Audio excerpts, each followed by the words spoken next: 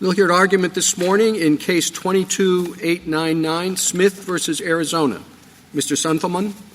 Mr. Chief Justice, and may it please the Court, Jason Smith was denied his Sixth Amendment confrontation right when the state used a substitute expert, Gregory Longoni, to convey the out-of-court testimonial statements of the witness who actually analyzed the evidence in his case, Elizabeth Rast. Longoni had no personal knowledge of the testing that Rast performed. And in terms of what Rast did, Longoni had no personal knowledge of what Rast did in terms of her testing. But what he did do was he conveyed Rast's statements from her own documents, from her report and notes, where he conveyed specifically the tests that she performed, the specific items that she tested, the procedures that she used. And when he purported to give his own opinions, Longoni was actually reciting verbatim the same statements that Rast made in her report to set forth her conclusions. Rast's statements were testimonial because any reasonable, objective person would understand that she prepared those statements for the primary purpose of creating evidence to use against Smith in his prosecution. The state's request in this case at Pet App 127A specifically identified Smith, the charges against him, that trial had been set in his case. And as the record shows at Pet App 99A, the state's attorney actually coordinated with Rast on her testing. And it is no wonder that in this case that the United States agrees that the judgment below cannot stand. The Court of Appeals, nonetheless, found that Longoni's testimony was permissible. And it did so applying the legal fiction that an expert may state the basis for his underlying conclusions and opinions under Rule 703 without offering that basis for the truth. That legal fiction, as the plurality in this court recognized in Williams, is unrealistic. It's unrealistic to expect that a jury such as Smith would understand that fiction. And in this case, for the jury to have understood what Longoni's opinions were and to have evaluated those opinions, it necessarily had to have considered the truth of those underlying statements that were offered to support them. The state here made a strategic choice to make Rast a witness against Smith, and in doing so, it elicited Rast's statements through Longoni. And when it did so, it was required to present Rast for cross-examination. Its failure to do so violated Smith's confrontation right. I welcome the Court's questions. Would you take a step back and explain why you first think that this is testimonial, and two, how is it different from the report in Williams? Sure. Rast's statements here are testimonial because any reasonable objective person would understand that they were prepared for the primary and indeed sole exclusive purpose of creating evidence for Smith's prosecution. Again, that's set out from the state's initial request identifying Rast, the charges against him, the trial had been set. She coordinated with the state's attorney, and it was all generated through a formalized process in which she prepared notes and a report all on typewritten DPS letterhead bearing the seal of the DPS. And it bears emphasis that these are documents that were served as part of discovery in this case, to prove the facts that the prosecution was going to put on. So all of those circumstances meet the primary evidentiary purpose test. They meet the targeted individual test. And they also meet any requirement of solemnity that's required of Rast. I was just going to ask, why isn't it enough for the defense counsel to be able to ask Longoni about what happened in the lab? And he's going to have to say, I don't know. Well, then you're just relying on, what somebody told you, right? Well, what basis do you have for that? You say you're relying on this particular type of test. How do you know that was done? How long? Do you know how long that was kept in whatever? In other words, it seems to me that there is it's a two-edged sword. I mean, you put somebody up there like Longoni, whose knowledge is very limited. He seems he's ripe for cross-examination that could be pretty effective. Right. So there's Mr. Chief Justice, to answer your question, this is not a scenario where the state put on Longoni to testify about data that he reviewed in the abstract. And that would have been fine. There are a lot of things that the state could have done here that could have been fine. They could have had Longoni retest the evidence. They could have asked for a continuance so that they could secure Rath's presence. But at the end of the day, what they could have done was simply had Longoni take the stand and testify that I reviewed certain data in the abstract, and that is consistent with certain illicit substances. What the state couldn't do through Longoni was to recount Rath's statements that she performed certain tests on specific evidence in Smith's case. Those came from her testimonial documents, and that's what implicates the confrontation issue here. So we're not suggesting that a expert witness cannot rely on others. It's the moment when they introduce the testimonial statement of someone else where the confrontation right is implicated. Well, that's an interesting point, and I think it's correct. And if it is correct, then I don't understand why in your brief and in your introductory statement this morning you've gone out of your way to trash Rule 703. I mean, what are you trying to do? Well, under Rule 703, I think Rule 703, Justice Alito, operates in conjunction or in parallel with the Sixth Amendment. Rule 703, as a rule of evidence, it can prohibit certain evidence, and if you pass the hurdle in Rule 703, when you deal with testimonial statements, you have to pass the higher burden of the Sixth Amendment confrontation. Yeah, of course. But 703 does not provide that the facts on which an expert relies in reaching his or her expert opinion are put before the trier of fact for the truth of the matter asserted. Isn't that correct? We disagree with that. Logic tells us, commentators, jurists, legal treatises all tell us that when you put forth an expert's underlying statements that are offered on which the expert bases an opinion, and those statements can only support the expert's opinion insofar as they're true, then you're necessarily offering those statements. Oh, okay. Well, I understood you in your introductory statement to retreat from that. So that's what I want to pursue. You can win this case if you establish that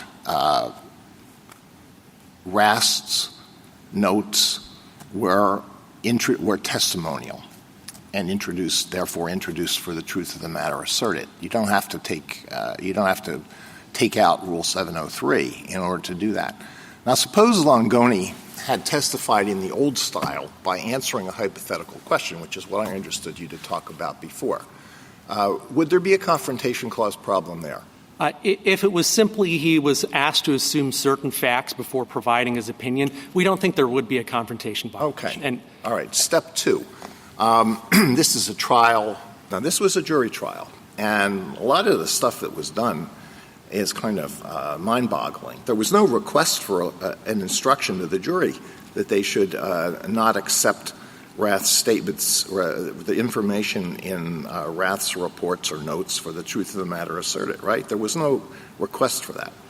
That's correct, Justice Alito, but our position is that there was no need for it, because in this case, when you get to an instruction— I understand, but really, I don't understand why a competent defense counsel wouldn't at least do that.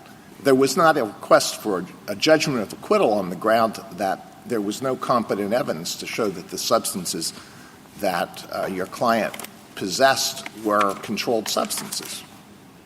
There was a motion for a judgment of acquittal. Yeah, on other grounds. All right, let me get to the step 2, beyond the hypothetical. So let's say it's a bench trial before a very experienced trial judge. And the trial judge says, look, I've been a judge for 25 years, and I don't need to do with this business with a hypothetical. I know that you, Mr. Expert, Ms. Expert, you've looked at an actual report, so tell me what's in the report and the conclusion, that you drew from the report, and I will not consider the underlying facts for the truth of the matter asserted. Swear in the Bible. I'm not going to consider them for that purpose. I've been a judge a long time. I can do that. Confrontation clause problem there? First off, it's important to remember this was a jury trial. But I understand, but what's the answer to the hypothetical? Our answer is that regardless of whether this case or any case is tried to a judge or a jury, there will still be a confrontation violation here because at the end of the day, the underlying statement is offered for the truth to prove the basis of the expert's opinion. And I think to kind of explain that, if we look at the delta between a scenario where the expert offers an opinion based on a hypothetical set of facts and what occurred here, which is where Longoni specifically stated Rast did certain things, reached certain results, used certain procedures. The delta between that is the truth of the statements. I understand that, but get back to my bench trial. You don't believe the trial judge. The trial judge says, I'm not going to consider this for the truth of the matter asserted. If you, Ms. Prosecutor, Mr. Prosecutor, want to prove that this was meth or marijuana, you're going to have to produce other evidence. The confrontation clause problem there? Yeah, the problem, we do think so. And the problem I have with that hypothetical, Justice Alito, is that even when it's a judge that's the trier of fact, when you begin with the premise that you're offering a statement for the truth, it makes no sense to say I'm not considering it for the truth. If you're offering it for the truth, what if you're not offering it for the truth? And the judge says, I'm not going to consider it for the truth. Right. And our position is, as we've laid out in the briefing, if an expert's underlying statements are presented and those statements only support the expert's opinion insofar as they're true, then they are offered for the truth in all respects. Counsel, the common law is very different from Rule 703. 703 is a modern rule, isn't it? Yes, it is. In the common law, an expert couldn't even often do a hypothetical. In the common law, they had to be evidence presented at trial from which the expert then offered an opinion, correct? That is correct. And so we've now strayed very far. I take your point in your brief that the confrontation clause, under anybody's theory on the bench that's been articulated previously, if the lab technician had written an affidavit, I swear under the penalties of perjury, that I did X, Y, and Z tests, that these were the results, these are my notes, I attached them here too, and the expert got up and read that affidavit without saying, I hereby say, that would be a clear confrontation clause violation. Yes, that's the Court's holdings in Melendez, Diaz, and Bolka. All right. So the fiction of 703, that somehow you read somebody else's notes, procedures, conclusions, I think this is your argument, isn't it? Yes, it is. It's just that, correct? That's correct, Justice Sotomayor. So they gave they gave the game away according to you when they said this was testimonial, correct? That's correct. Because once you just give someone else's testimony and it is the only basis for your opinion, then it's really you being a conduit. It's the policeman getting up at the Star Chamber and reading your notes and saying, this guy's guilty because of that. Put this guy away because he did all these things. That's what a policeman did in the Star Chamber, right? That's correct, Justice Sotomayor. And to carry your hypothetical forward, we can imagine a scenario where a police officer goes to a crime scene and records notes of his or her observations at the crime scene, even generates an affidavit summarizing what he or she had observed. Now, under this Court's precedent, it would be a violation of the confrontation right if the report were introduced without confrontation. It would be a confrontation violation if the notes are introduced without confrontation. Why would that be? Let's imagine that he takes the notes, but he never actually produces the affidavit. I think it depends how close. I mean, if you stretch out primary purpose tests too far, then it covers every antecedent. I mean, if he's just taking notes like window was open, footprint was outside, I mean, that's not created as a substitute for trial testimony in any way. Well, a couple of answers, Justice Barrett. In that hypothetical of the police officer, we would also submit that if a second police officer took the stand and recited statements from the notes, that too would be improper. But to answer your Honor, but it has to be the notes, right? The notes then would be the statement that mattered, the testimonial statement. That is correct. And if there shouldn't be a distinction drawn in this case between the notes and the report. Not this case. You said I'm taking your hypothetical, and you said it wouldn't be any different if a police officer went to the scene, and jotted some notes down that there would be no functional difference between the notes and the affidavit. That doesn't seem right to me, so I'm wondering why. The reason is that the police officer is recording those notes, depending on the circumstances, for a primary evidentiary purpose. These statements could later be used at trial. Everything in investigation is done for the purpose of establishing a case against the defendant. So you're saying everything you jot down?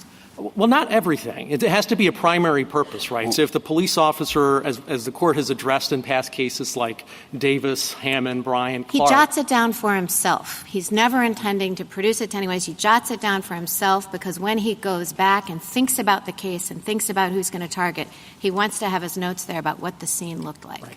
And if we can imagine how that would translate here to the scenario forensic examiner. No. Stick with the hypothetical. Right. From our perspective, that would be testimonial because the police officer is going there with a objective primary purpose of recording observations at a crime scene, knowing that could be. It must depend on the facts, right? I mean, it must depend on the facts as to whether the notes are sufficiently closely tied to the report to fall within the same umbrella or not. I mean, there are some notes that wouldn't and some notes that would. I agree, Justice Kagan. But you just said the notes in that hypothetical would under your test. Justice Barris, I'm assuming in that hypothetical that the notes were prepared in conjunction, knowing that an affidavit would be prepared. That wasn't the hypothetical I gave you, though. I said it was just for himself and he wanted to take it back as he thought about who to target in this investigation, and you said that would be testimonial. From our perspective, that there's a link there between the notes and the report. On the question of what is testimonial, I guess one question I have, which goes back a ways, which is what tests to apply. And so I just have a question. Why shouldn't we adopt the test that Justice Thomas has been advocating in his opinions since White? And under Justice Thomas's test, under that test about formality and solemnity, why don't you lose here? Well, first off, as we understand Justice Thomas's opinions in White, in Williams, and Clark, the circumstances matter. It doesn't have to be that the statements are necessarily in a formalized affidavit or deposition testimony. The circumstances matter. Why shouldn't we adopt that test was the first question. Because I think it strikes too narrowly. It would preclude the Sixth Amendment from applying to a vast swath of the types of problems that inspired the Confrontation Clause to begin with.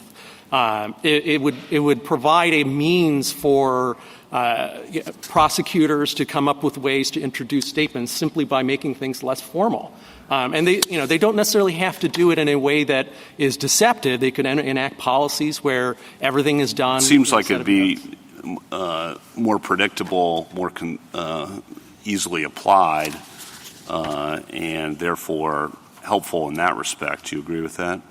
It certainly would draw brighter lines. I agree with that. But at the end of the day, it strikes too narrowly for the protections that are intended by the Sixth Amendment confrontation. And under that test, suppose that test, why do you win here? Right. In this case, the notes, the report, however you want to consider them, they were created as part of a formalized process, a formalized dialogue, if you may. The prosecuting attorney, the state's attorney, coordinated with Rast on her testing. She prepared her statements as part of a formalized process at a crime lab that resulted in her typewriting 9 pages of reports, 3 pages of notes, 3 pages of report, all on DPS letterhead. These things were served. These weren't handwritten notes on scrap pieces of paper. They were served as part of discovery in this case to prove facts.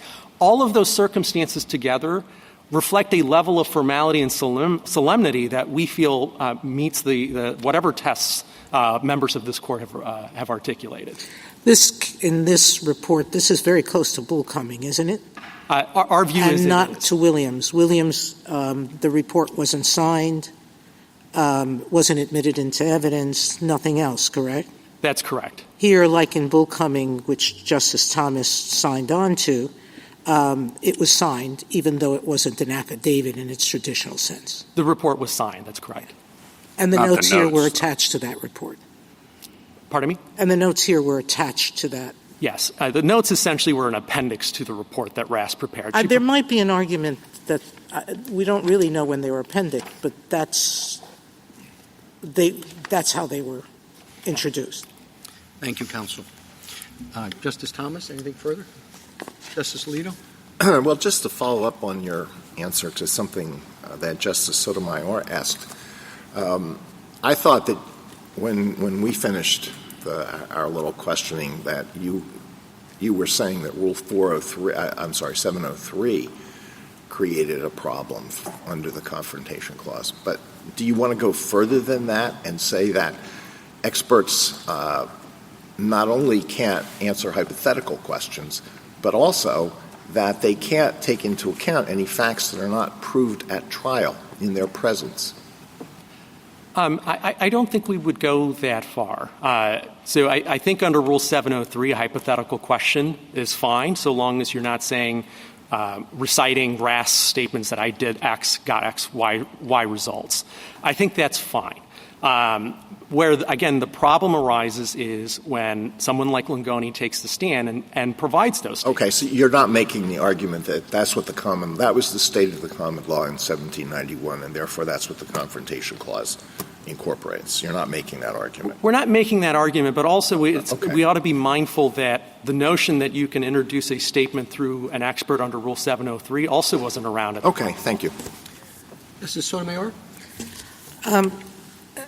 There's a circuit split on two separate questions. The first is what test exists for an out-of-court statement to be testimonial. That's Justice Thomas's position and the one that Justice Kavanaugh asked you about. Does it have to be sworn and signed, sworn how and signed, et cetera, et cetera? Here I understand Arizona conceded that. I know in its brief it raises that question, but the question presented, everything centers around that concession that it was testimonial, right? Well, the state of Arizona, the state did not challenge whether any of these statements were testimonial in the proceedings below. That's correct. So the question before us is whether under the facts of this case, the statements were offered for the truth. That's correct. That's a separate question, and that's the second part of the split among the circuits. Right? That is correct, Justice Sotomayor. And, to the extent that there is a consensus on the court, we do think the court should decide the full issue here and condemn this practice of using a substitute expert to convey testimonial statements. But the court may, for prudential reasons, decide to write an opinion that's narrower. Just on the second split, which That's is correct. Whether this is testimonial the way it was done. That's correct. All right. Justice Kagan? Justice Gorsuch? Kavanaugh? Justice Barrett? Justice Jackson? Good morning. I want to give you an opportunity to speak to the administrative burden point. As I read some of the arguments on the other side, there's a concern about criminal defendants challenging every piece of forensic evidence and bringing the criminal justice system to a halt under your rule. Are they right about that? And if not, why not? We respond with that there are three significant practical limitations on the confrontation right that would prevent the sorts of outreach that the state and the United States complain of. The first is that you have to deal with statements. Most of what experts deal with are physical evidence, photographs, things found at a crime scene. And we're not suggesting that an expert can't rely on that simply because someone else collected that physical evidence. The second is that even if a statement is involved, it has to be testimonial. So as this court has recognized in Melendez-Diaz, Bullcoming, statements that are made in a hospital context, for example, for treatment purposes aren't testimonial. Similarly, most statements in the course of a business that isn't directed to generating evidence isn't going to be testimonial. And experts can rely on all of that. And then third, I think very critically, the state, the prosecution, does not have to put on every statement to prove its case. And to kind of provide an example here with this case, what the state could have done was simply have Langoni testify in a hypothetical, abstract fashion that he reviewed certain data, and that's consistent with the findings of that this is a illicit drug. But they went further than that. They had Longoni actually recite statements saying Rast did X, she used Y procedures, and she reached Z results. And that, in our sense, underscores the truth of the matter asserted. That is the reason that they are presenting it, because without— And is it your position as well that that really raises the confrontation clause problem? Because to what extent could a defendant actually challenge those statements that she did X or Y, because the person who was testifying doesn't know. He's just looking at the report that says that. That's correct, Justice Jackson. Thank you. Thank you, counsel.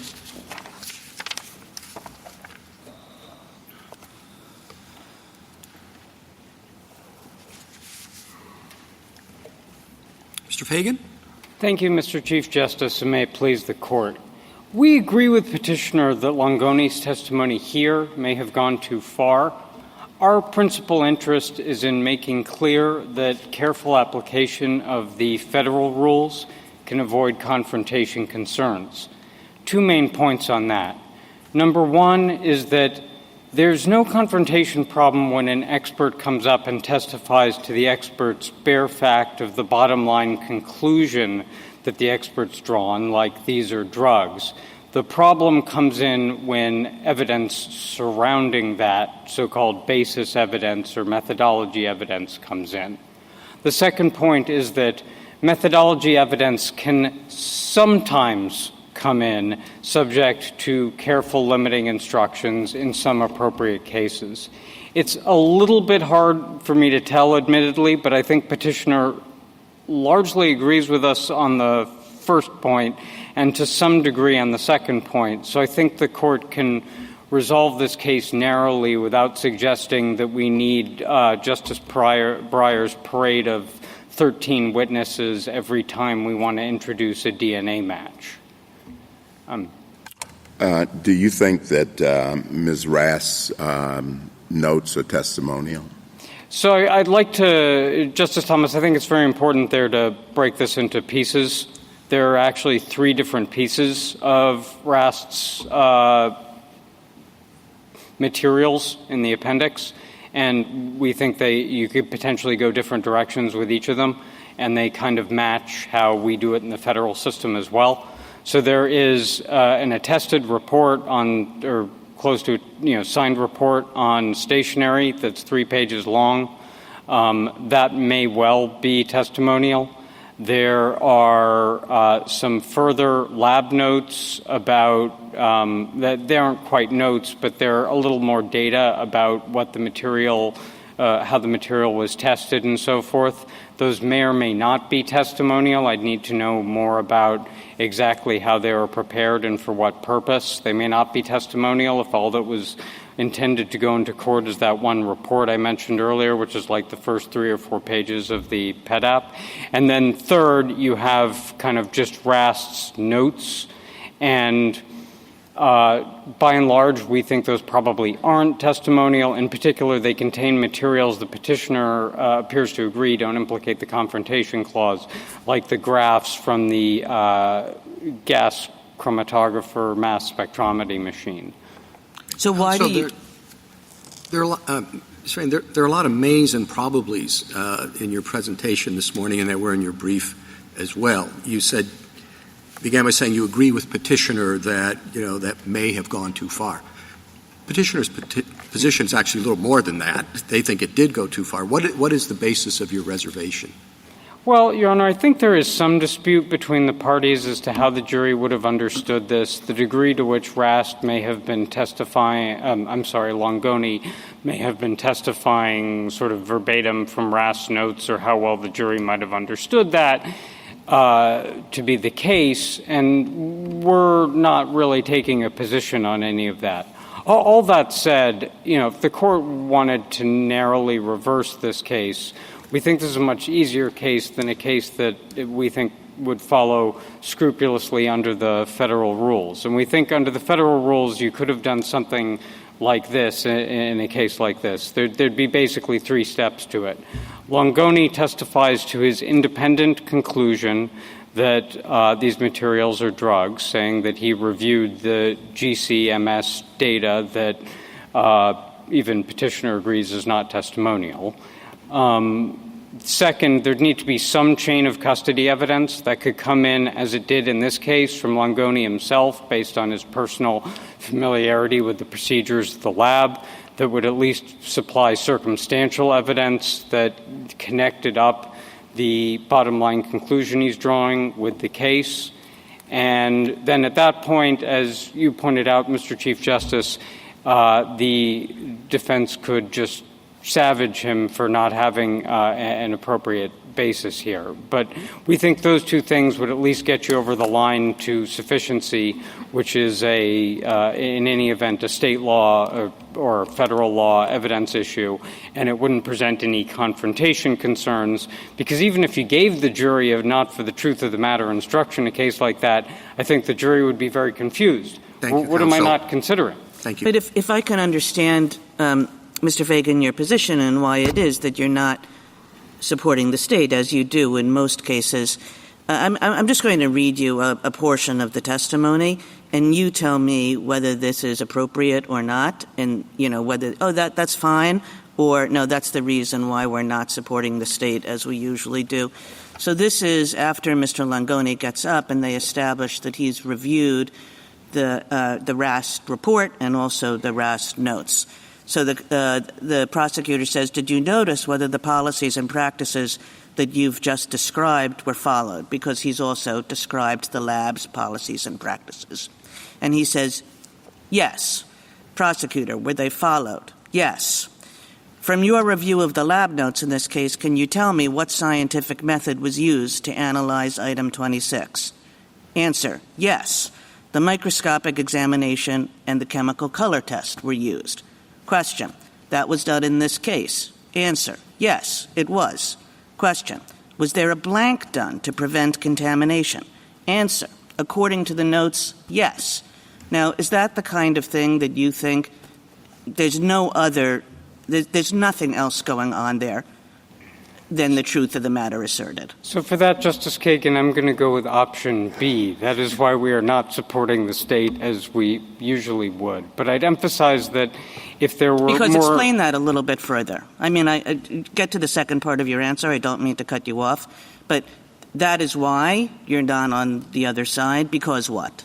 Well, so as I was explaining in response to the Chief Justice, we do think that you could introduce circumstantial evidence about what procedures and tests might have were likely run in a particular case by just saying every time we get something that we think might be methamphetamine. I understand that, but I was asking... They went much further here, and we don't think that's the way this should come in, and that's not how we would try to introduce it in federal court, or if we did, we'd have someone who could testify from personal knowledge to that. There you might have a problem, and that's not even the kind of thing we necessarily think you could get in not for the truth of the matter asserted.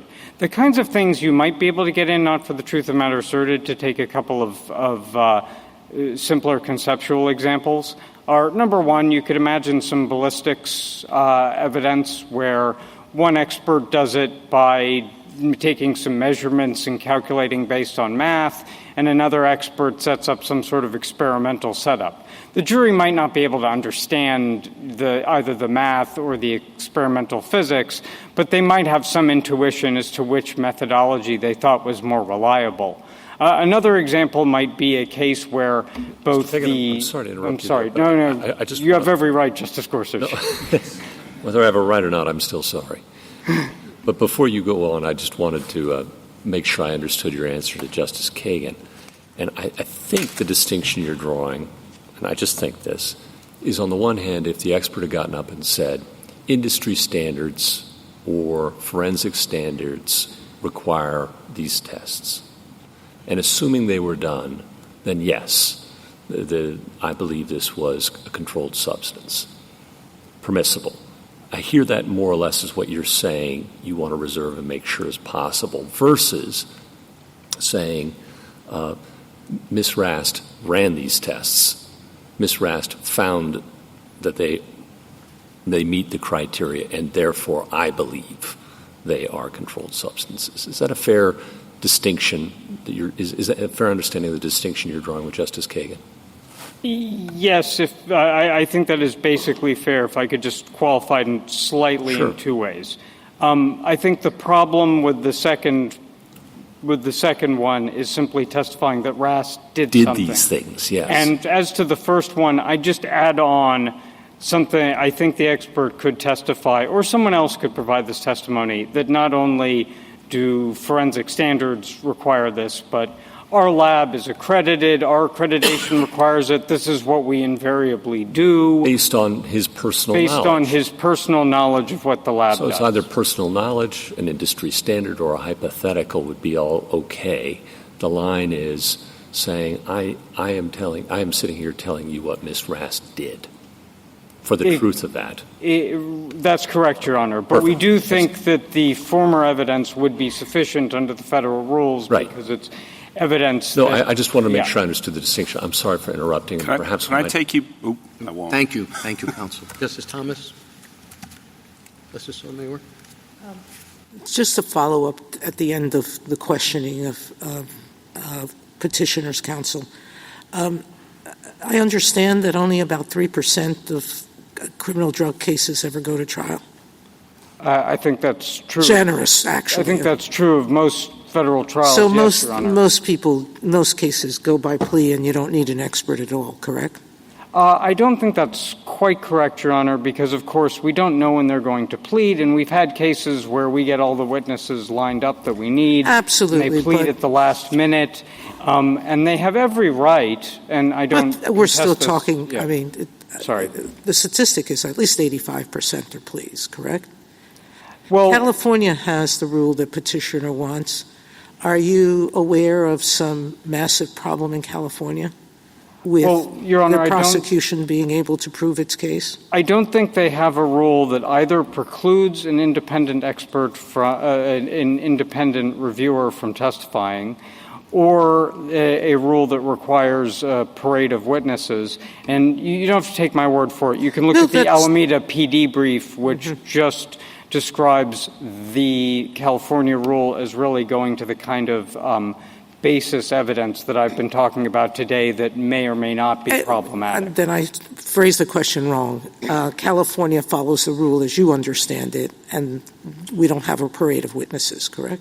I think California may follow a somewhat stricter rule than the one we'd urge in the federal courts, but they don't go all the way to a point where I don't even think petitioners urging the court to go, but they really don't go all the way to a rule that says this kind of thing is out. Mr. Fagan, my bottom line is the parade of horribles is not happening.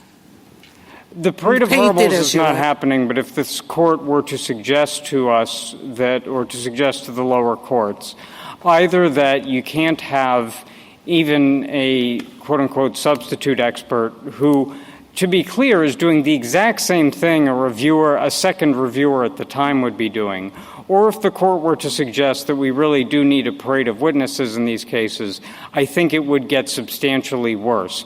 Not necessarily because the cases would go to trial, but because defendants, and I don't begrudge them this, would have every right to put us to our proof, see if we can actually come up with the 13 witnesses we need at once, and only then deciding to plead. And I think all right, you want to qualify everything. You've answered the question. Thank you. Justice Kagan? Discourse? I'm sorry, Chief. I did interrupt you. You wanted to go say something else entirely. Here's your shot, if you can still remember.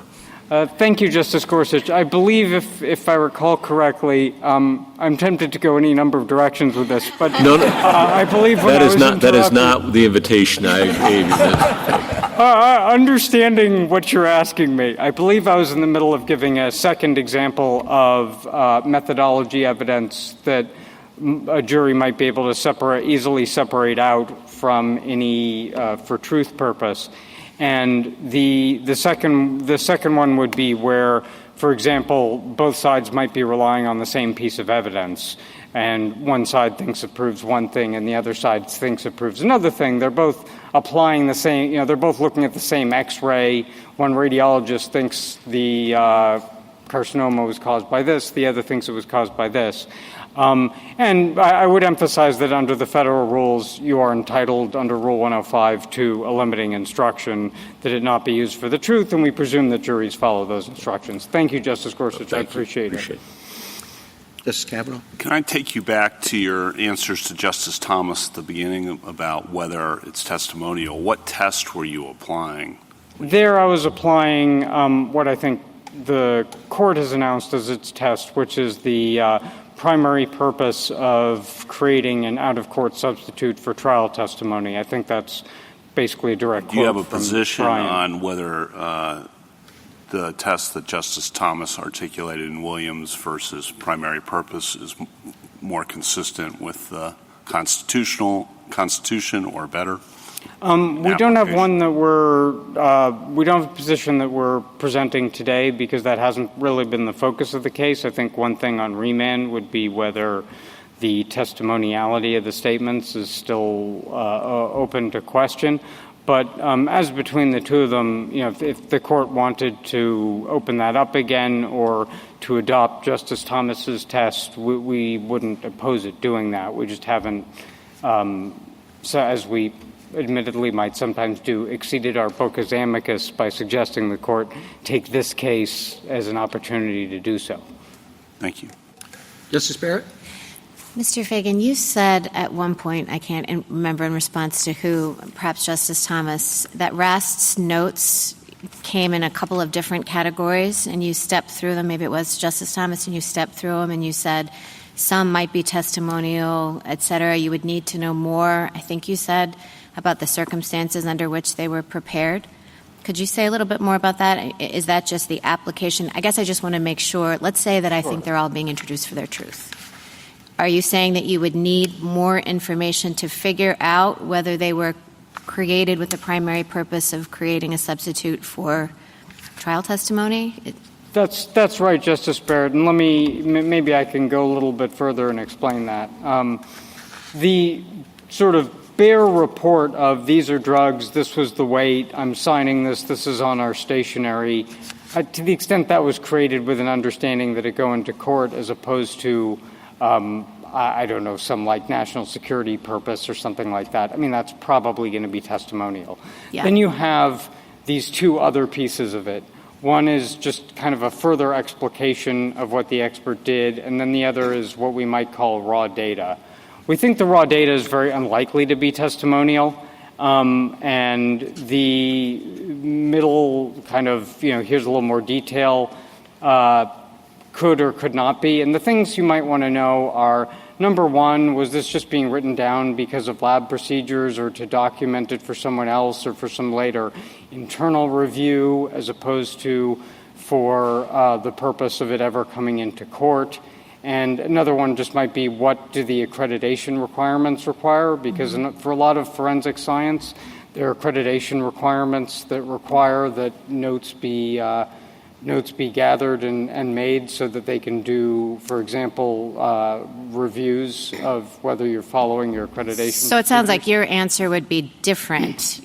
Petitioner said in response to the hypothetical he raised about a police officer taking notes at the scene of the crime, that because those would be made with the primary purpose of creating evidence or establishing a fact material to the case, that those would be testimonial. It sounds like under your definition and your approach to Rast's notes, you would disagree with that.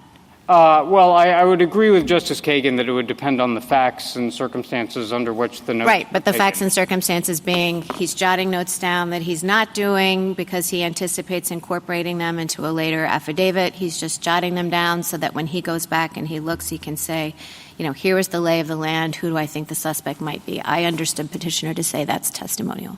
Yeah, I think something that is created for an investigatory purpose as opposed to with a focus on court may well not be testimonial. And so in your response to me about Rast's notes, it's kind of like the further away the notes get from the report she was creating, that's some evidence or a factor to take into account in determining whether they were created for the primary purpose of being a substitute for testimony. I think that's a very important factor, Your Honor, because particularly, there's admittedly a little bit of a chicken and egg thing going on here with the court's ruling versus how I'm answering this question. Right. Because I think, lab experts are fairly likely to be aware of how the court is construing these things. But to the extent that you have what you have in basically every case, no scientist is an island, some collaborative lab work, and I'm just preparing some work for you to look at, and then you're kind of running the show. I don't know that what I'm preparing for you are just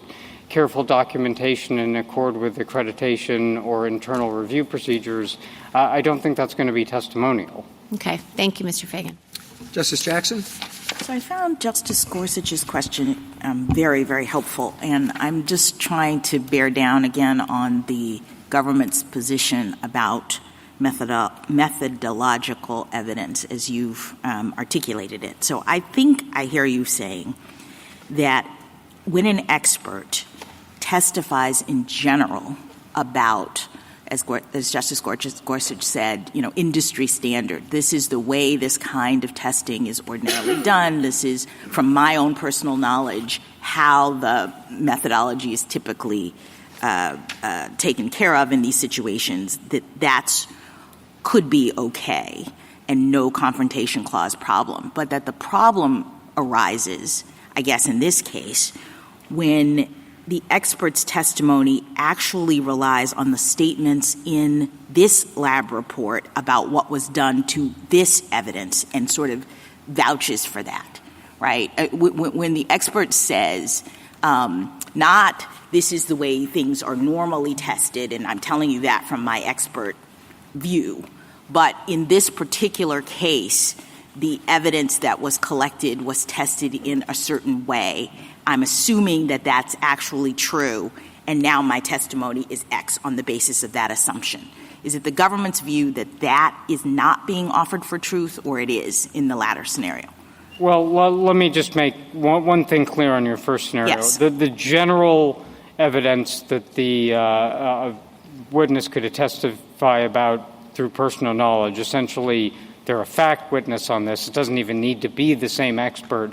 Could be very specific to this lab as well. It doesn't just have to be it doesn't have to, accreditation. but it's not specific to the testing of this evidence necessarily. That's the distinction I'm trying to make. Okay, and then as to the second, I guess I would. There were a couple of different pieces in there. One would be if you really just had testimony like this was done in this case, I know it. That would be. We're not arguing that would be permissible. If depending on exactly and that's how because why? Well, you're testing something outside the personal knowledge. You really are just repeating in effect, repeating the substance of out-of-court and statements. offering it for its truth, right? Because you're assuming that it actually was done in that way. In the way that you're where the statement is to the jury, expert B, who is not me and you're not hearing from, did these tests, that's problematic. I think there might be, I would reserve, Justice Jackson, just depending on how it comes in as trial and how it actually winds up being shaped and what kind of limitations there are on it, something like the notes purported to say that these tests were run in this case. I have no reason to believe otherwise, and I have proceeded on that assumption. Why is that? And your objection, or the reason why you think that's okay, is because why? Well, the expert is making clear that the expert is not making this direct testimony about what in fact happened in the case. I think it may well, in those circumstances, be a lot closer to the circumstantial evidence, and it shows. But isn't he still offering it for truth to the extent that he's assuming that it did happen in that way? I think in that circumstance, all the expert's offering for the truth is that the expert's assuming it. I think, to get back to the Chief Justice's point that these people can be savaged on cross-examination, you'd say you're just assuming that because that's what usually happens and that's what purported to happen in this case. But you don't know for a fact that happened, do you? And I think you could. How would a defendant ever, without the lab technician, actually challenge the assumption? Are you saying the confrontation clause doesn't speak to the defendant's ability to challenge the assumption in a meaningful way? First of all, Your Honor, I just want to be quite clear that we don't think that testimony has to come in the way I was just describing to you for the expert to testify. I think the expert can testify very simply at a somewhat higher level of abstraction in line with what I was explaining. Right, but if he doesn't, my question is... But if he does, then I think where the defense gets its opportunity to cross-examine, and again, nobody is actually saying in this circumstance that the expert did these things, that the testing analyst actually did these things. The testifying expert is simply saying, I am, this is how we usually do it. I've reviewed a case file that says it was done in this case. I have no reason to disbelieve that, but makes clear I can't personally tell you that's exactly what happened in this case. Okay, thank you. Counsel.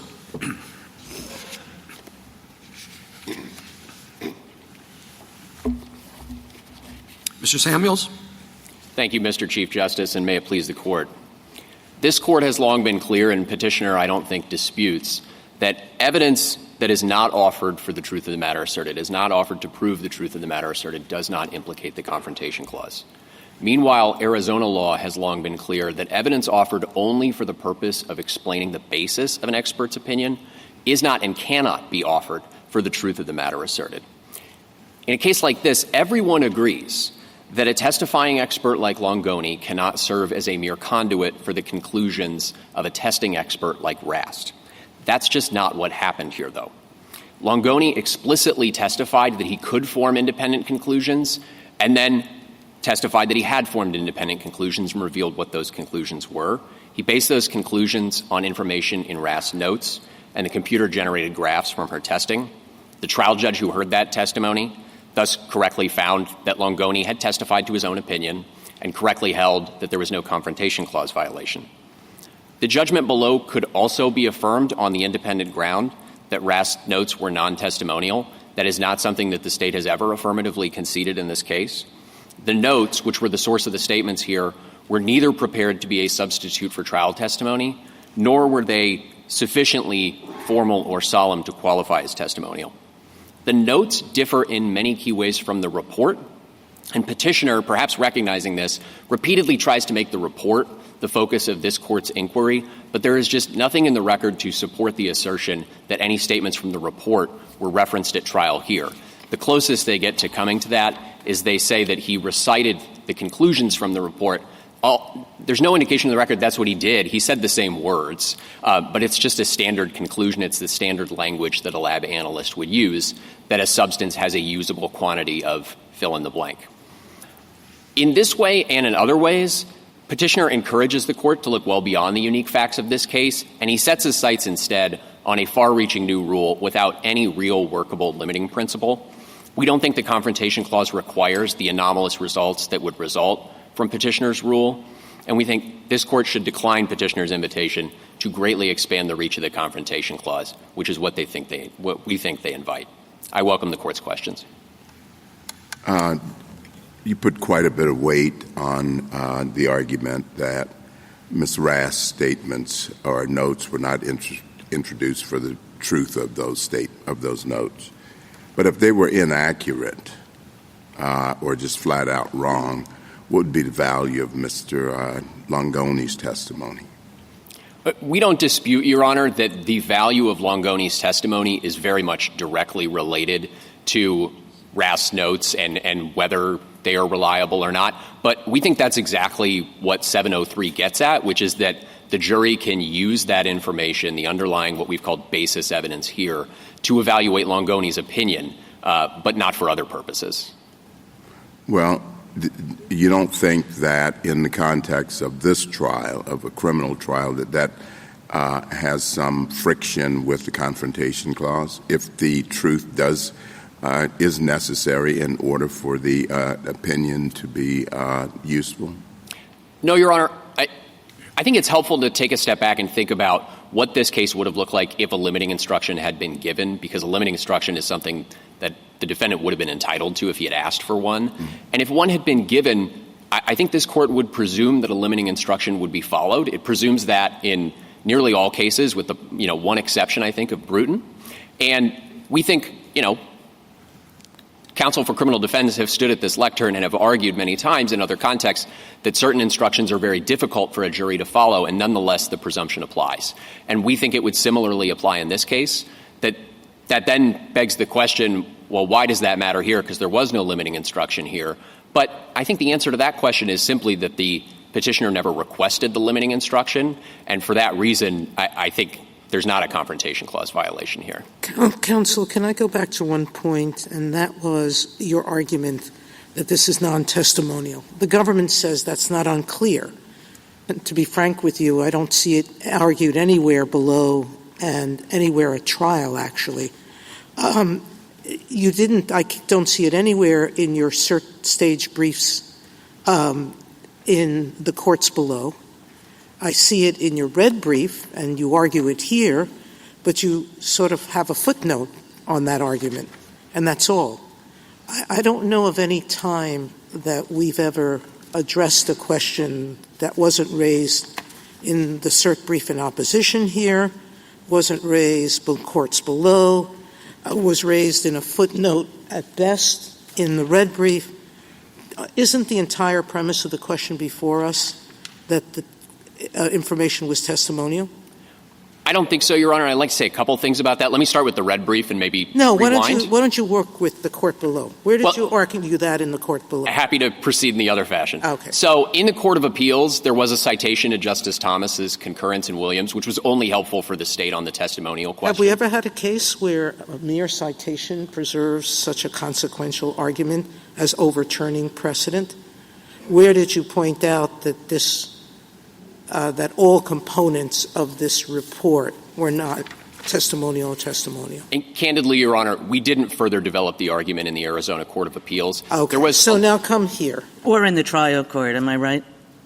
No, I mean, I don't think that there was any reason to discuss it in the trial court, given that the trial court's ruling was what it was on the other question. Yeah, in both the Arizona courts, and then also in your the filing that you filed in the Arizona Supreme Court, although they never took the case.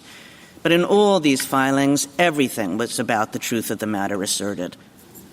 Well, in the trial court, that was the focus. In the Court of Appeals, like I said, it was, except for this citation. In the Arizona Supreme Court... it's a citation in like a 30-page brief, which clearly focuses on, the first question that you started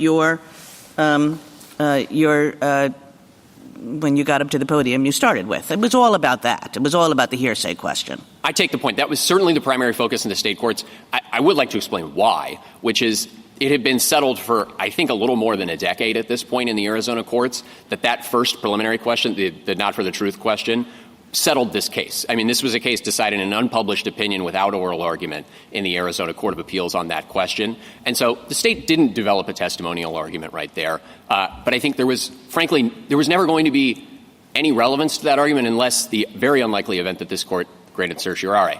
Now, I would like to talk about what perhaps looks less unlikely now. But I would like to in briefly... hindsight. Yes. Our briefs here, because I think I would disagree with some of the premises of your question, Justice Sotomayor. In the red brief, I think we spend 9 or 10 pages talking about whether these statements were testimonial or not. 11 pages. 11 pages. Thank you, Justice Kavanaugh. Yeah. No, I agree with you. It's been totally briefed here. The question is whether it's been forfeited below. Understood. And last thing I'll say, because this is maybe the last brief I haven't mentioned yet, is in our brief in opposition at the cert stage, I think even petitioner understood us to be arguing that Justice Thomas's view supported our case here. Again, that's only helpful on the testimonial question. In their reply at the cert stage, they say, they assert that we didn't dispute that this was testimonial under the tests applied by the plurality or the dissent in Williams. Notably absent from that is Justice Thomas's view, and which we laid out and talked about how it, again, not developed with very specific facts. I don't dispute that, but did talk about how that. Can I talk about the substance of the testimonial question for a minute? I want to start with this the report question, which I think Mr. Fagan said. on any test that we've ever used in this court is pretty clearly testimonial. And I think you sort of acknowledged that by suggesting that the real thing is, he'd only relied on the notes. But is that really true? I mean, I'm just going to read you some places where the witness really couldn't seem to answer questions without, reviewing the report. So there's a question, did your review help show how State's Exhibit 26 was tested in this case? And Langoni says, may I review the report, Your Honor? Court says you may. Another question, do you know who was responsible for intake? Langoni says, if I may refer again to the report, Your Honor. The court says you may. Another question, did you also look at what was done to item 28? Langoni says, again, can I refer to the report, Your Honor? The court says you may. I mean, this report is all over the transcript. The word report, Justice Kagan, is all over the transcript, and we made this point in the brief, but I want to emphasize a close look at the record reveals he couldn't possibly have been looking at the report for those statements. So I think you're looking at Pet App 40. That first question, did you review how State's Exhibit 26 was tested in this case? And he's, referencing to the report at that point. That information is not in the report. So I take that point, but it just sort of shows how, in this case, he's up there on the stand. And he has both the official report and some of the notes in essentially an appendix. And he's kind of going back and forth between them. And, that just shows how closely related the two were. That's what he prepared from. He reviewed the report and he reviewed those underlying notes, which basically, went through, because the report, as you say, is just the conclusions. But it's the notes that tell you exactly what Ms. Rast did in the case, and he is repeating the notes essentially to say this is how it was tested. This is this is what Rast did. We don't dispute that he's relaying some information from the notes, certainly. But as it relates to the notes versus report question, we're not saying here that he never would have looked at the report or that he was totally ignorant of it. But there's no indication in the record that he ever relayed anything from it. The only thing in the report was the conclusions. And he does state the exact same conclusions in the exact same words after using the notes to say, to go through essentially in the same words again, everything that Rast said about what she did. He uses the same words. I made the point in my opening, and I think it's an important one, that this is just standard language for this. Usable quantity of X is the legal thing that you have to prove at a case like this, and I think the folks at the lab know that.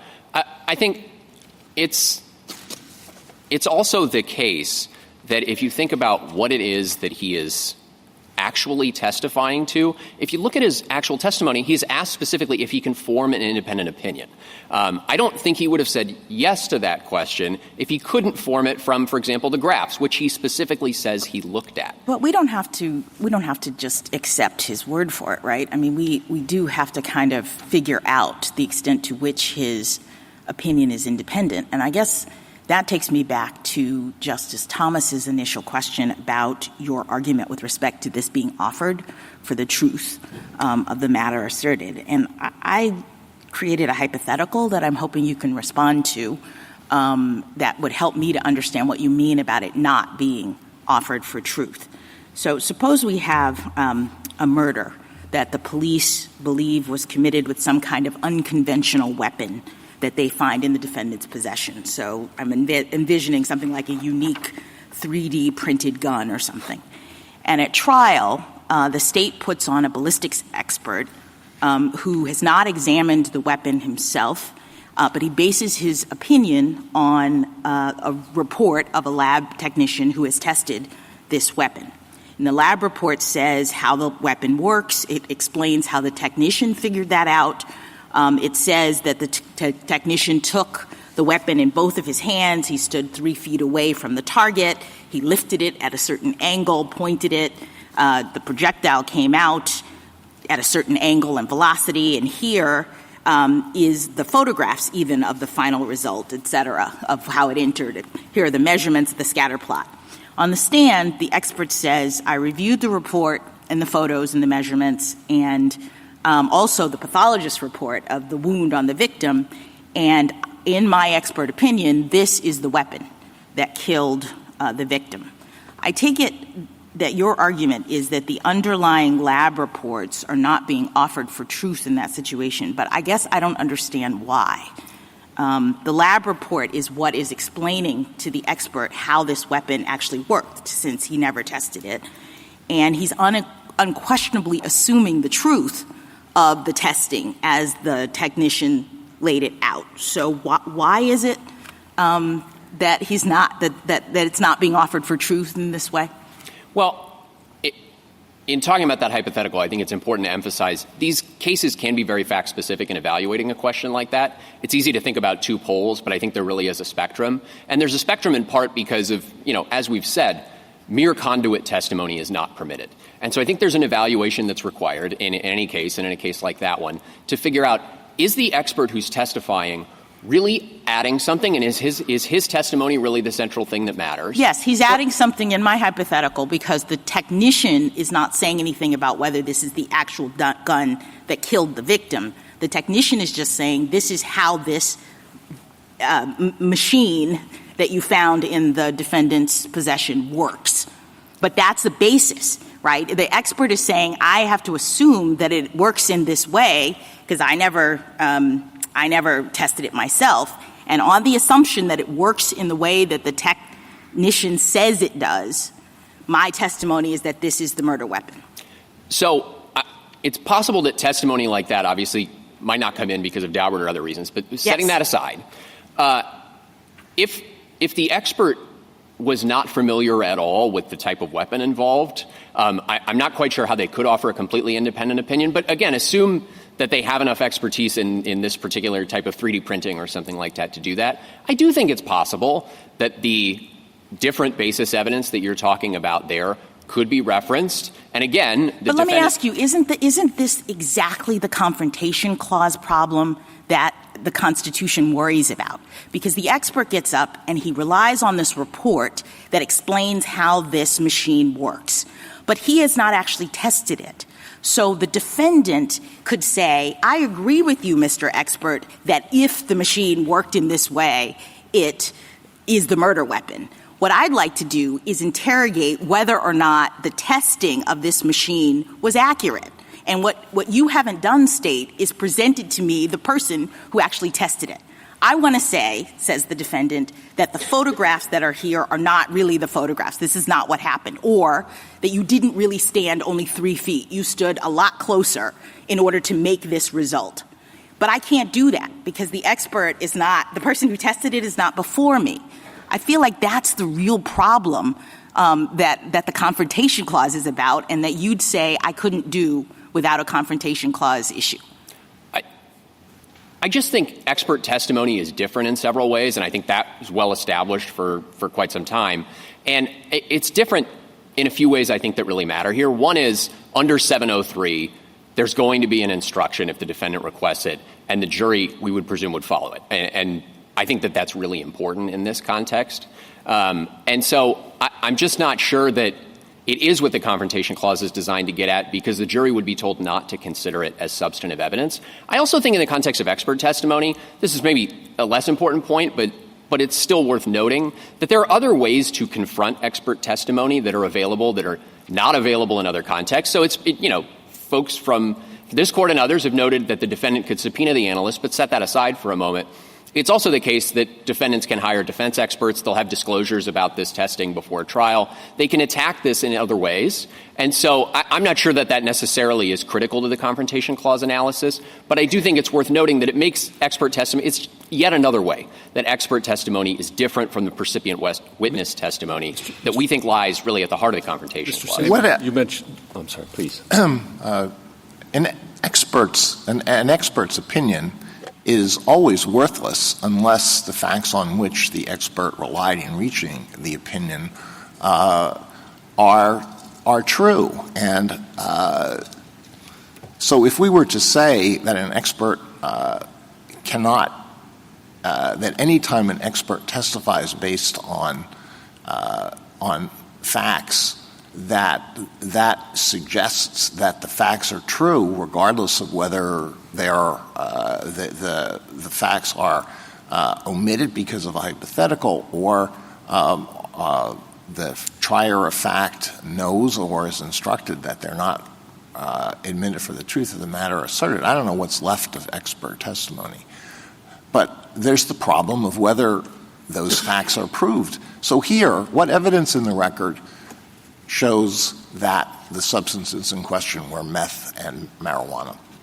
Sure, and if I may, I'd like to address the first part of that question just briefly, which is I do think, and some commentators have observed, that if this court were to adopt a rule like what petitioner proposes, it doesn't necessarily just have criminal law implications, because it really does change the landscape of Rule 703. And so it could have implications beyond that. To get to the last part of your question about what evidence was in the record, I want to be clear, but I take Your Honor to be asking about the evidence that this particular substance was tested, or are you asking about that this particular substance was what it was? So if the facts on which Longoni relied as an expert in reaching his conclusion were not offered for the truth of the matter asserted, then what evidence is there in the record that the substances were meth and marijuana?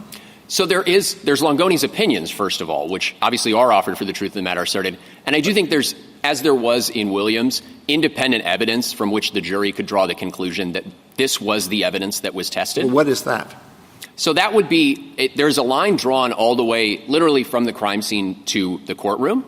Yeah. So if I start at the end there, the three substances, items 20, 26, and 28, were admitted as physical exhibits at trial. So they were present in the courtroom for the jury. Photos of those. What good does that do when the jury would taste it or sample these drugs and see what they were? But I think in terms of them being able to draw the conclusion that these really were the substances that were tested, and thus, Longoni had something relevant to rely on in terms of the testing. So starting at the crime scene, photographs of those exact same items were admitted at trial so the jury could see that these are the same things. All right. There's chain of custody evidence that was testified to by law enforcement about how it got from the crime scene to an evidence locker. Right. That the only reason it left an evidence locker, the only time, was to go to the lab.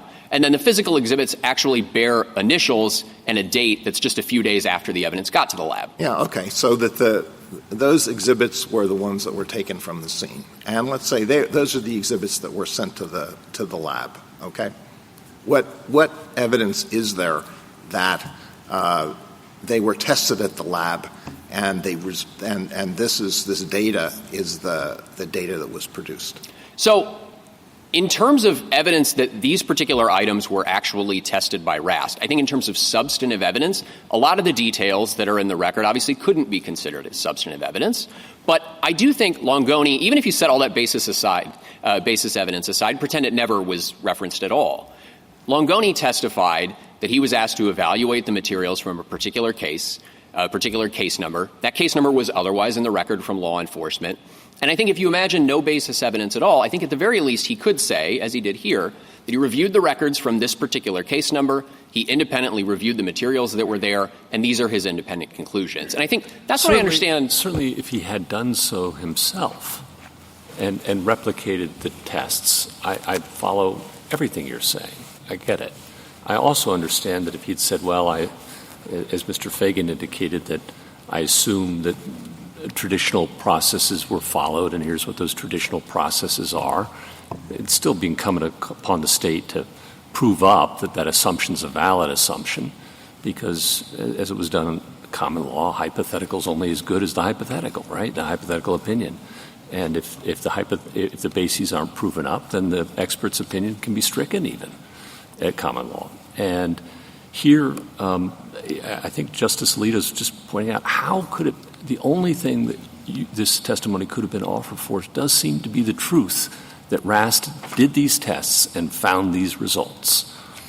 And I'm just struggling with, how is it not the truth, counsel? Sure, and let me try to explain why. If you think about the hypothetical I just posed, where none of that basis evidence was ever referenced at trial, and assume Longoni was permitted to testify that he reviewed the case records. No. But see, that's the whole point. Let's put RAST aside. RAST doesn't exist. He just comes in and says, I think this is meth and marijuana. That would be stricken, right? If I assume something happened and you never prove up the assumptions of what happened, that would be stricken. I think the link I'm talking about, which is to say he reviewed the records from a particular case number, I think would be required in order to make the evidence relevant. I point out that relevance is really not a constitutional Of course not. concern, We're not talking about relevance. We're talking about confrontation clause, right to confront the witnesses against you, right? It doesn't say witnesses who put their testimony with wax seals. It says witnesses, all witnesses. And here, he completely and utterly, as I think even the federal government recognizes, is quite unusually to come in, not with a state, as Justice Kagan points out, and says, well, in this case, there's a lot of stuff in which he says Rast says this and Rast says that. The report says this, the report says that, and I'm taking it as true, and that's important for my opinion.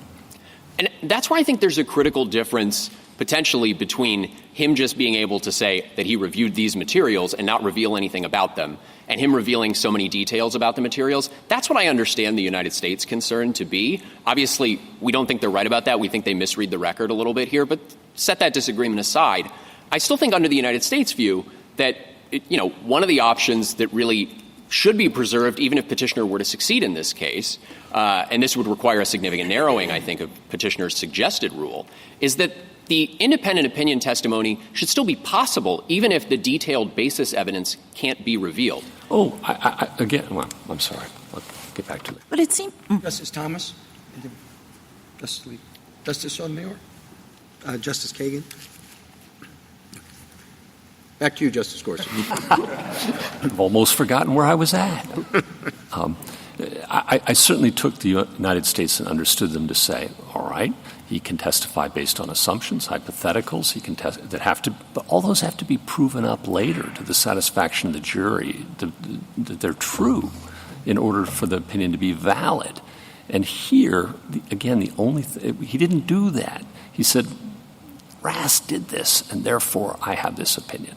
He didn't say, well, if somebody did this, and then the state later comes back and proves Rast did this because they call Rast or something else. That didn't happen here. So I get that there are many ways to skin the evidentiary cat, but this case just seems to fall on the wrong line of it.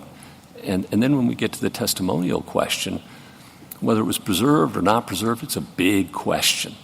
And the court has splintered on that in the past. And you're asking us to essentially adopt a very thoughtful view of one of my colleagues, but one of my colleagues. And that's a heavy lift in a case where it hasn't been argued below, isn't it? Well, a couple things. One is, we briefed both Justice Thomas's view and the primary purpose test in the briefs, and we think ultimately these are non-testimonial under either view. And so we don't need to decide that question. In terms of what the test is, we do think Justice Thomas's view is persuasive, but we don't think you need to revisit the primary purpose test because we think even under the primary purpose test, for some of the reasons that I think Justice Barrett was getting at with some of her questioning, the notes here just are non-testimonial under that test as well. So we don't think you necessarily need to confront whether to get rid of the primary purpose test or anything like that. And as to the preservation question, I do think it's well established this Court has the discretion to affirm on alternative grounds. And this really is a subsidiary question to the question presented. Ultimately, the question presented here... Thank you, counsel. I appreciate it. Justice Kavanaugh? Finish that. Yeah. Thank you, Justice Kavanaugh. My point was, this Court's rule, 14.1, says that a question presented comprises every subsidiary question. Really, at its core, the question presented here was there a confrontation clause violation? And deciding that question without the testimonial issue just doesn't make a lot of sense. Even Petitioner, as I understood them this morning, encourages the Court to reach that question, I think, unless it's going to come out against them and then maybe issue a narrow ruling. And I just think that this Court really should reach that question. I think there's adequate briefing in front of it. I would also point out, to the extent that the Court is concerned that the question presented assumes that statements are testimonial as it's framed by Petitioner, that was exactly true in Bullcoming. Nonetheless, it was a significant focus in this Court. And again, in Williams, Petitioner tried to reframe the question that way. 5 justices found that this was non-testimonial. And you said you had briefed both the primary purpose test and the historical test that Justice Thomas has advocated. If you were to lose under the primary purpose test but prevail under the Justice Thomas' test, then you would say we should consider which test is the better test, I assume. Yes, and I'll do one better and make it less blatantly outcome determinative. In that, no, there's nothing wrong with being. I mean, that's as an advocate, that's fine. But go ahead. Well, my point is only that we think Justice Thomas is right regardless, but we just ultimately don't think the court necessarily needs to revisit the primary purpose test, and we recognize that's the test the court has applied. And so, while we think Justice Thomas is right, we just don't think you need to reach that question here. Thank you. Justice Barrett? You didn't ask us to overrule Davis in the cases setting forth the primary purpose test. No, and again, I think the reason for that is that under our view, we win under either of the tests. These are just non-testimonial statements either way. And so we just don't think it's a question that this court needs to confront in this case. It might want to confront it down the road.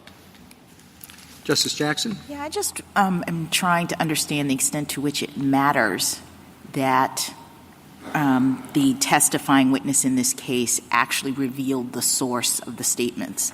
There's been a lot of talk about how, and this is primarily from the SG, and I apologize because I didn't ask him this, but what's really problematic here is that when he was on the stand, he was basically saying, well, the lab technician said X, Y, and Z. The report she wrote said X, Y, and Z. And I guess I'm not sure that it really matters in terms of whether or not we think it's problematic. So could you speak to that?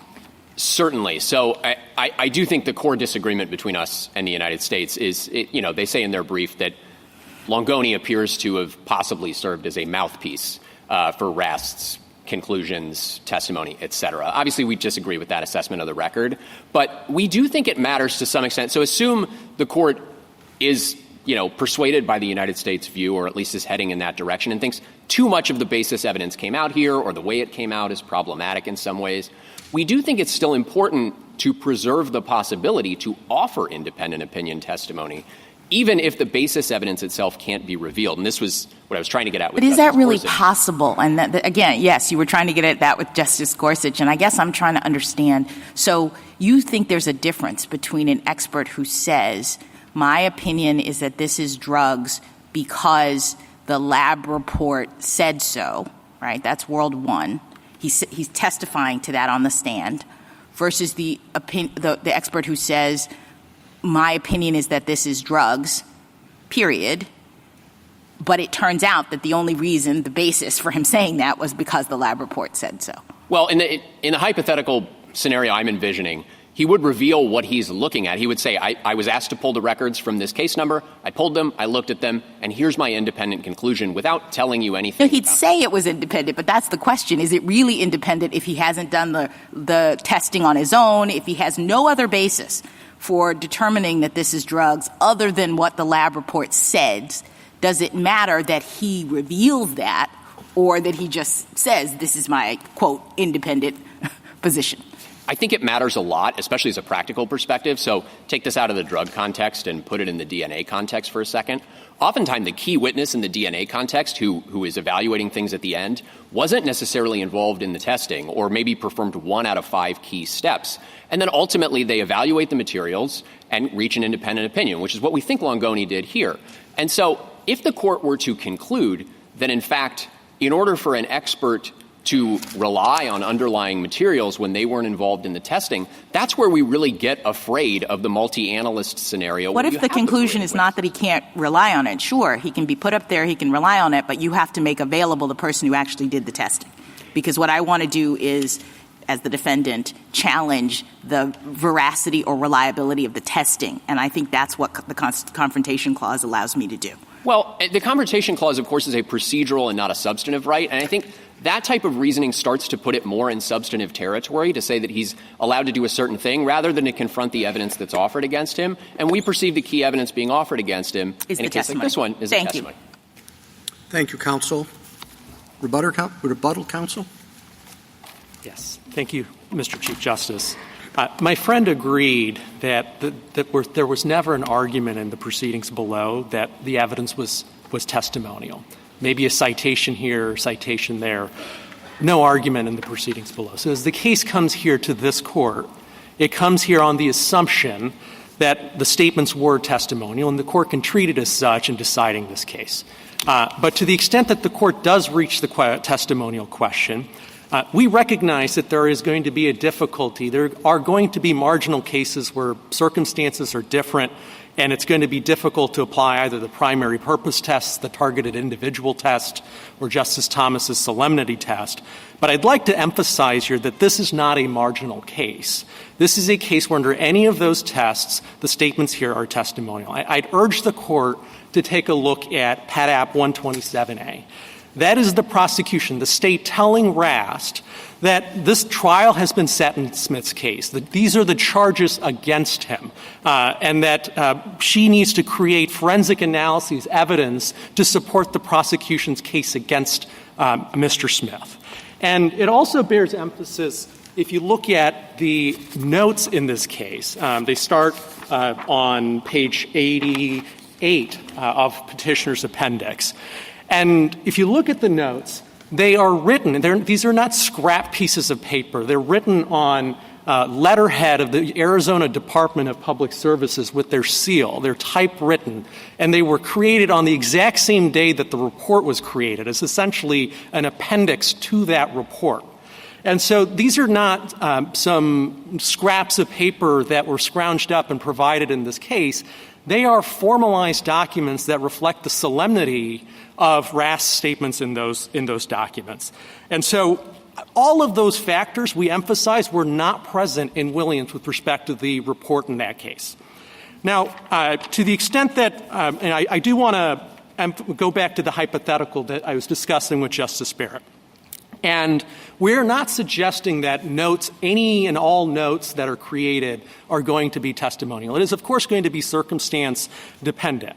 But what is equally true is that a set of notes cannot be said to be non-testimonial simply because they use shorthand to set forth factual statements. So going back to the example of the police officer, if the police officer is taking statements from a witness, and this is a hypothetical that comes right out of Davis, if the police officer is taking statements from a witness and happens to do so in shorthand, that does not give the prosecution right to put on that police officer to introduce those statements from a witness.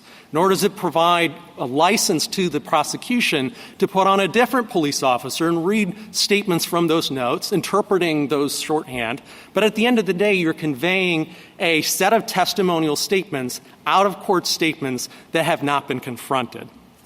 Now, I want to address a few other points. The United States made the point that there may be circumstantial evidence. And in fact, in Williams, the plurality recognized that there was ample circumstantial evidence in there that the prosecution might have relied on in addition to those testimonial statements. And that's likely to be true in a lot of cases. But, that is not what was done here.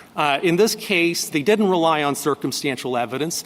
They could have said Longoni looked at certain data and reached certain conclusions based on that data in the abstract. But they went further. They went further by having Longoni recite and recount from Rast's statements the specific items she tested, the particular procedures she used, and the results she reached. And the reason, and of course, if the state rested on circumstantial evidence, their case would be much not as strong, certainly not as strong. But the strength of their case, as has been noted, is not a confrontation issue, and it doesn't raise a confrontation violation. The reason that the state recognized that it needed to introduce Rast's statements into the record through Longoni is that it strengthened their case. And that, in a nutshell, underscores why her statements were being offered for the truth of the matter asserted. One other point I'd like to address, which is this notion of a limiting instruction. My friend at the state indicated that several times that Smith did not request a limiting instruction. It bears emphasis that you get to the notion of a limiting instruction only after you have a legitimate non-hearsay purpose for admitting the statements in the first place. If in the first instance they are offered for the truth, such as when the statement is, would support the expert's opinion only insofar as it is true, then it makes no sense from a logical standpoint to tell the jury, do not consider. Thank you, counsel. The case is submitted.